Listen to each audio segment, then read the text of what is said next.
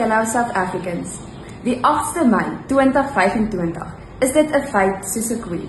Afrikaans is 'n volle eeu oud. Afrikaans is die taal waarin ek my eerste woord gesê het. Mama, my eerste cliché hartbreek gehad het. Dis nie jy nie, dis ek.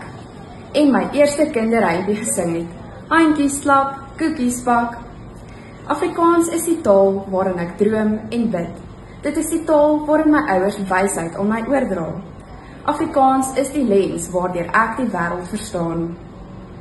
Afrikaans is die taal wat in uitdagende tye nie sal terugstaan nie. Dit is juist dan wat Afrikaners se veerkragtigheid na vore kom deur nuutskepings. In COVID het die woord hoesskaamte dalk ontstaan, maar steeds het ons geen skaamte vir ons taal nie. Soos diamante onder hoë druk vorm, so vermeerder ons taaljuwele in tye van onderdrukking. Afrikaans staan vir braaibroodjies, boerbroeke en bakkies, haailaks bakkies. Afrikaans laat my 'n diep verbintenis met ons kultuur, geskiedenis en tradisies ontwikkel.